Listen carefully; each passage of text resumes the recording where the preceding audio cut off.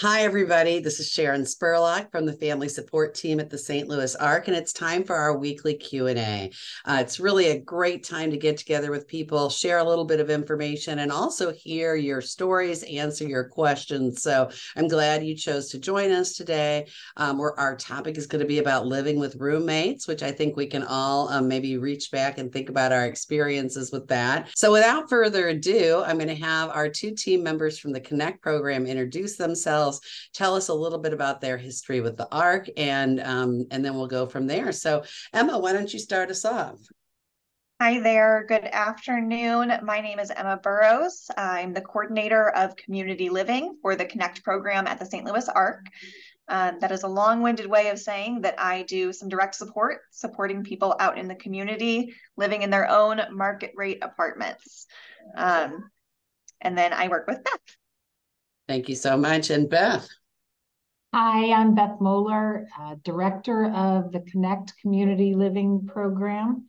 So we currently have about 80 people living all over St. Louis County that we provide some supports to. Fantastic. And Beth is like me, a lifer. She is the one that really developed our Connect program, which is limited services for people. We can come in a couple times a week to check in and make sure everything's going well and offer some resources, problem solving, and support. So I'm going to go ahead and turn it over to Emma. She's brought people from the Connect program with her virtually, and she's got a video to share with us today. Yeah, absolutely. So today you're going to be hearing from 3 different participants, 2 of which chose to be on video, and then 1 of which chose to remain anonymous. All of these videos are regarding their experiences with their roommates. So let's find out.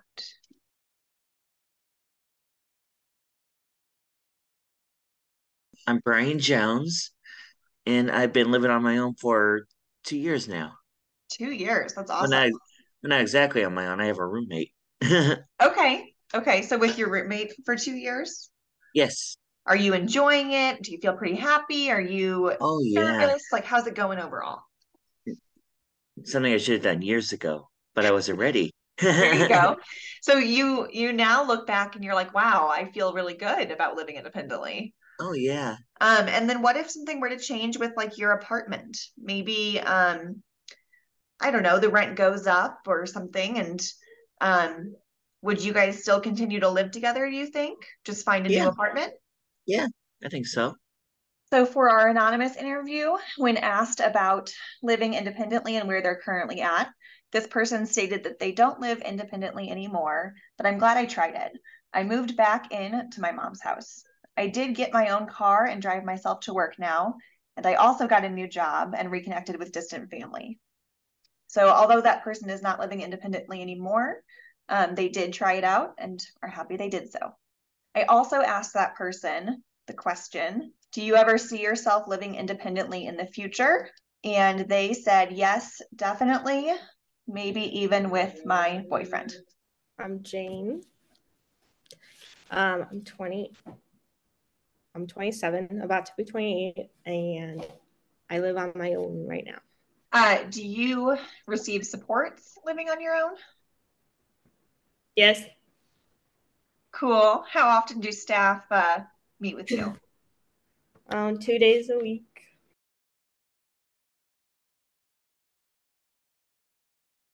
When you were starting to think about moving out for the first time, like, was that spurred by you? Was it spurred by your parents? Who kind of initiated that idea?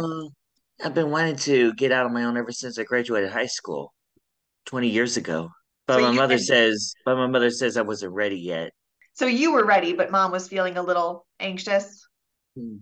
I, I wasn't I wasn't ready. They weren't ready, and I had to go through a lot of training, a lot of cooking lessons and stuff. So, like, that actually leads perfectly into my next question. What did you do to prepare yourself for moving out? I started working with the Center for Head Energy Services. They helped me get a job, and then I went into the ISLA program, the Independent Support Living Arrangement program, and that's when I got to meet Matthew, and we got together to look at apartments. We found this apartment, and the rest is history. Cool. I love that. So is Matthew your roommate then? Yes, Matthew. Awesome. And how were you introduced to him? Well, we met in a meeting at the library on Telegraph. We wanted to meet somewhere between my parents' house and his parents' house, so that's how we met. Perfect. So you met, and then when you met, what did you kind of talk about at first? Was it a little bit awkward, or did you instantly hit it off, or how did that feel? I was a little nervous because I never met him before and I didn't know what he was like, So yeah, we got to talking and there's a lot of things we have in common, some we don't. All right. And then when asked the anonymous participant similar questions, one question I asked was, how did you feel about moving out when you first started in Connect at the St. Louis ARC's pre-ISLA program? And they said, I was nervous, but I just wanted to try it. So you were 18 when you left. Tell me about that time. Like, think back to when you were still living with your parents. Maybe walk me through what was going on when you started to think about moving out for the first time. Were you thinking about like college, or were you thinking about like, were you seeing siblings doing it, or what kind of enticed you to get moving and get out? Well, everyone was going to college, so I felt like I was supposed to too. So we were like looking at, my parents didn't want me to be in a 4-year program, like a regular 4-year program. So we were thinking about like programs for people with disabilities. And so we looked at a couple of them kind of close to my mom's and dad's house in Chicago. And they didn't seem like they would be good fits. My aunt found Succeed. And where is Succeed? At UMSL. Great. So even though you lived in Chicago at the time and you were nervous about commuting, you heard about St. Louis and UMSL's Succeed program, and you ended up going there and applying for that because your aunt lived nearby. So your aunt was already in St. Louis. Mm-hmm. So you moved into the dorms. Did you have a roommate in the dorms? I had 3 freshman year and then 2 senior year. Did you know any of those people like going into the first year? I met 2 of them, 2 of the 3 of them at the roommate like meetup, like in July before, and they were okay. I didn't really know them, but like it was great. It was fine. The one that I met after, Aaron, turned out to be one of my best friends. So it sounds like at first you met a couple of girls that like you got through the year and it was okay, but maybe not the best situation. And then afterwards you moved in with another person who became your friend and stayed living with her throughout that program. Mm-hmm. Is that right? Cool. What about after you got out of college? What did you do then? I moved into a house with 3 boys. Okay, that's different. How did you meet them? They were in the program with me. Okay. So I knew 2 of them really well, and the other one like somewhat well, because I like had a lot of classes with them. And then so like I knew all of them. Okay. But it was a struggle. What made you like decide to move out with roommates after college? Because I didn't want to be alone, and I knew that I wanted to stay, most likely. And Erin wasn't ready to move out yet, so of her parents' house. So that was kind of my only option at the time. Sure. So really, ideally, you would have lived with Erin still, but she wasn't ready, and so she moved back in with family, and that's why you ended up living with the guys. Yeah. Okay. Like I knew I needed to be with people I knew. And then, but yeah, worked out at the moment. Yeah. And then it didn't work out. Sure. And that's okay. Not every roommate situation works out.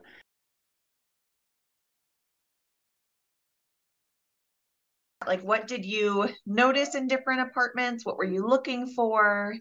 We're looking for a place that was close to his parents' house and close to my parents' house. I wanted to stay in Afton, but he wanted to stay in Oakville. So we decided to get a place in between. So location was definitely kind of number one priority for both of you. Yeah. Were there other factors with apartment searching that were really important, maybe like budget or amenities? Yeah, budget and yes, something that we could afford, like bills and paying rents and stuff. For the anonymous interview, when I asked about what their experience was like, they said, I started by driving around my neighborhood with family and staff and looking at different apartment buildings and condos. So this is when they were apartment searching. We looked at a lot of them. I noticed a big apartment complex nearby that had 2 stories. It looked nice and it was in walking distance to a grocery store and some restaurants. So that's one of the ways that they helped determine where they might live. They also mentioned that the apartment that they moved into had nice amenities that they really liked. It had a pool, a gym, a small playground, a barbecue area, and the leasing office was on site. They also had a washer and dryer in the apartment instead of in a different building or in the basement, like some of the other places that they looked at. When you are like looking for a place, like, do you want, like, ask yourself, like, do you want like a 2-bedroom, a 1-bedroom? Like, how much space do you need? You have a lot of stuff or like not a ton of stuff? Do you want like a place that has like washer and dryer in your apartment or not? I like that. I like having one in my apartment. I don't currently. That's like the only thing that I don't like about it. I also have a small bathroom and a big apartment, which is kind of weird, but like it works. It's fine. Sure. So like, depending on like what you like, Yeah. like that, and like the neighborhoods too, like a safe neighborhood. I got a safe neighborhood. Great. I have plenty of space. Like I like the space. I like the fact that I get along with pretty much all my neighbors. I like the fact that I'm near family. I'm not super far.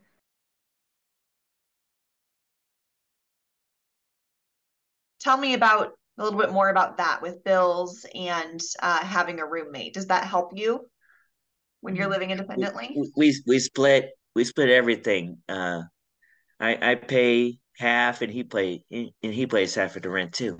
Awesome. That's a huge help. Yeah. And Spectrum and Ameren, we pay half that too. You guys are both on the same page with that and everybody's paying on time. Awesome. Yes. So for the anonymous interview, when asking that person about having a roommate and sharing responsibilities, they indicated that they were glad that they were able to lower their bills by splitting them, and that they each paid half, very similar to Brian. I also asked them about splitting household chores, and their answer was, I felt like I had to do everything. It turns out we had different ideas of what a clean apartment looked like. I especially did the dishes the most. I wish she would have cleaned up more. Talk to me about just like general shared responsibilities, maybe budgets and bills or cleanliness when living with roommates in general. Like, is that always something that you always split? Did you ever We tried. have differences? I don't know. Well, yeah. So we try to like split like the bills and like who cleans, like, so with the boys, 2 of us were upstairs and 2 of us were downstairs. So we like cleaned, like 2 of us cleaned the upstairs bathroom, like took turns. And then the downstairs bathroom was supposed to, they like cleaned the bath downstairs. And then we had to take, we took turns unloading we kind of did a mixture where people helped us. It was 4 of us. That's probably one of the benefits of having roommates then, is to having somebody to share the responsibilities with, whether it's taking out the trash or doing any minor things around the house, cleaning the bathrooms. What about splitting bills? Did that help out too? Did it make your place cheaper? Our landlord at the time had Venmo. We did everything through Venmo. So we took turns having to pay rent. So we all contributed, and then the person who was its turn, whose turn it was had to send over the check. Sure. Virtually to the person. Okay, so you all knew whose turn it was and would Venmo that person, and then that person was responsible for sending it to the landlord. Mm-hmm. There was one who was in charge of the internet, for all the months, and then gas, electric, stuff like that. And so we always had to pay that person what we owed, the internet.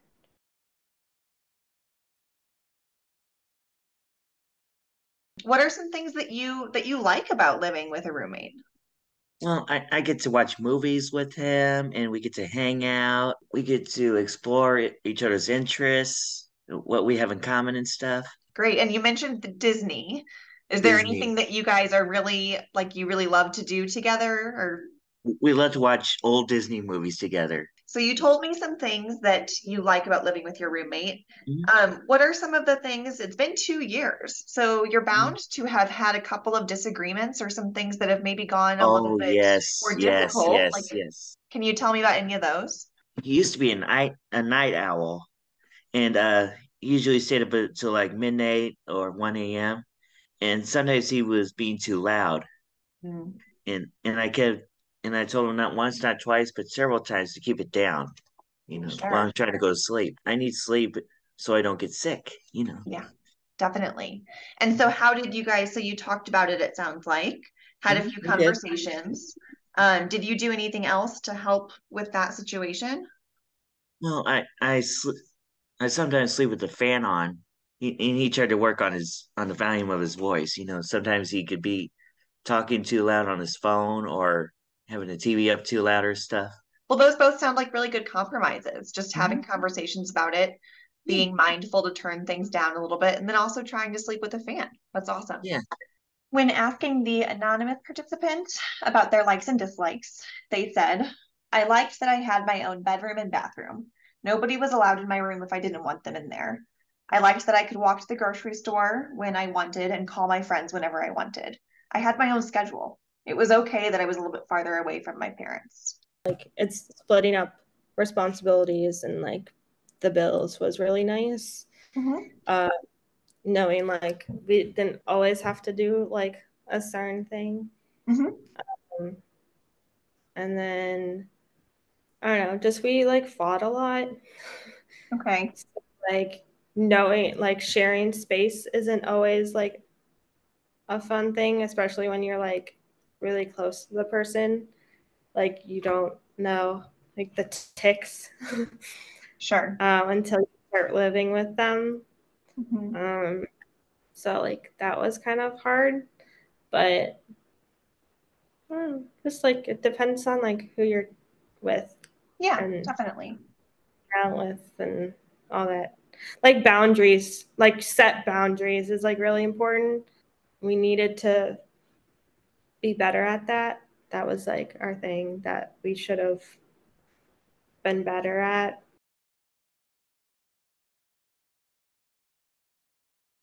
What advice would you give to somebody who is preparing to move out on their own or with a roommate? If you put your mind to it, you can do anything that you want to do. That's what my parents always told me.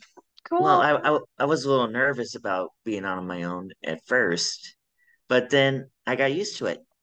Yeah, definitely. Did you ever think that you would be this comfortable? Not really. Yeah, for sure. Like meet up with the person, at least a couple people first, and like get to know them and like see like how they are with you, like hang out with them. Gosh, I love this opportunity to be able to see people that are actually, pursuing their dreams and living independently. Thank you so much, Emma, for taking the time to get their stories. Beth, now that you've seen the video, is there anything that it brought to mind for you that you want to comment on? I think that the people that Emma interviewed did a great job of describing it. I would just say that, it's different for each person.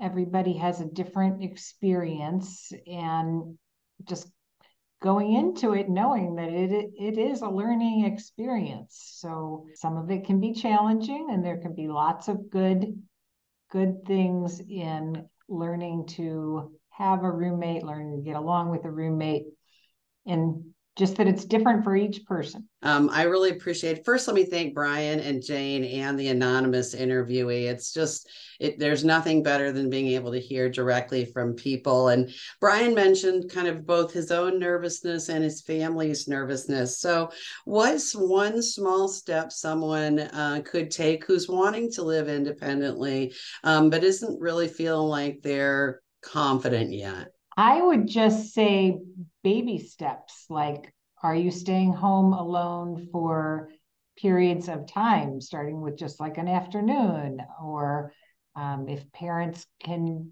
travel overnight somewhere where a person is making a plan to be home alone for a night, and building from there. Right. Well, and it's funny you say that, because I was going to ask you separately about the person that wanted to move out on their own and their family, because I think sometimes they are both having that challenge, but maybe need to approach it in different ways. But your example is so great because it really addresses some of both people's concerns, probably that fear of whether or not I can be safe, am I going to be lonely, all those kinds of things that might be geared up.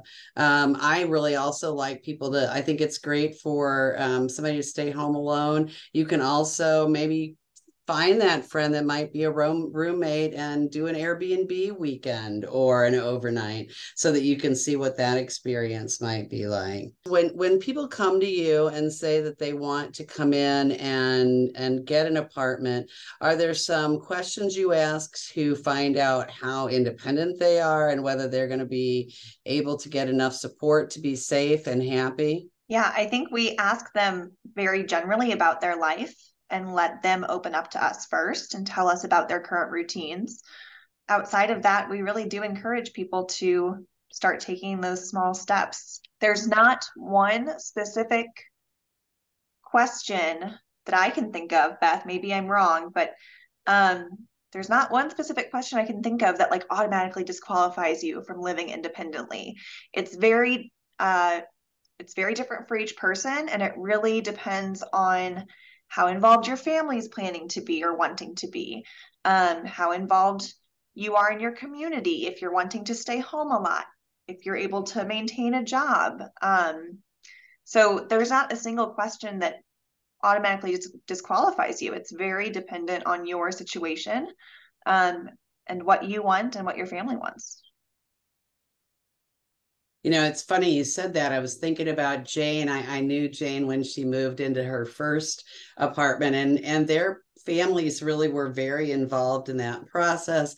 I remember when they very first moved in, that one family did like Taco Tuesdays, and another family, the dad wanted to teach them how to mow the grass so that they could be independent with that. Do you all have a lot of, like, what is there a typical family engagement, or is it very individualized? Is that something that you help that person kind of explore and pursue? I would say that the typical family involvement is when a person first moves out, that their parents are the first line of contact if there is an issue. So usually the person is accustomed to calling their mom or dad or sibling if there is an issue. And then from there, we can kind of develop a system for who do you call for what. So sometimes, your staff from the ARC would be really the appropriate person to call about certain things. And then family members are still going to be involved in the right person to call for other issues. That's fabulous. Yeah. Supported decision-making in action. We do have a question from an audience member. How do you staff support individuals when the roommate match is not successful? What if there's a 1-year lease and the folks decide it's not a good fit? Good question. We are support staff, so we do not have control over a lease or any agreement with an outside place. So all of the people that we support live in market rate apartments or condos, home ownership, different situations, but leases are complicated. It's a contract. And so we have to be creative and find ways that we can minimize the issues, problems, whatever is going wrong, right, with that relationship. So try and keep it as civil as possible, and encourage people to kind of consider and realize, okay, maybe this isn't really the best match. Maybe they're not your best friend. Maybe it's not what you expected, but can this person still be my roommate and I just cohabitate with them? And maybe I spend a little bit more time in my room, or maybe we ask our staff to help us set a couple of boundaries. So I think really encouraging and thinking through ways that we can stick it out and go along with the things we've signed. Some of the people we support have actually worked with apartments, though, to sign. You can do short-term leases at various apartment complexes. Not all. It will be, again, dependent on the apartment community or the landlord. But sometimes you can do a short-term lease, whether that costs a couple $100s more or whatever. And then maybe you have a trial period.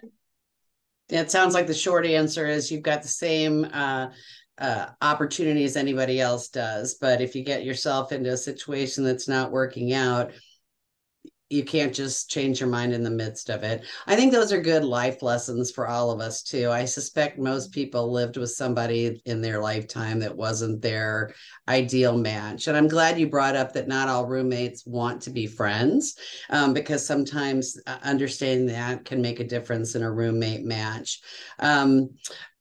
We've got one more question here, just whether there's an age limit. If somebody decides they want to move out at 18 or 30 or 50, are you able to work with them? So I'll take that. I would say the youngest we work with is 21. There could be exceptional cases where we feel a 18-year-old is ready, but pretty much 21. And then we have somebody 82 living in their own apartment. So anywhere in between. So we've got a testimonial coming in from Facebook. Another person who met with you at the Webster Groves Library, liked roommates at the beginning, but there was some problems with maybe a mom coming in that was too much, that didn't make sense, but she's now changed and has moved into a different situation that's a better match for her. So I think that's also a great story to know that it's not a lifelong commitment. As with most of us, you don't settle into that until later in your life.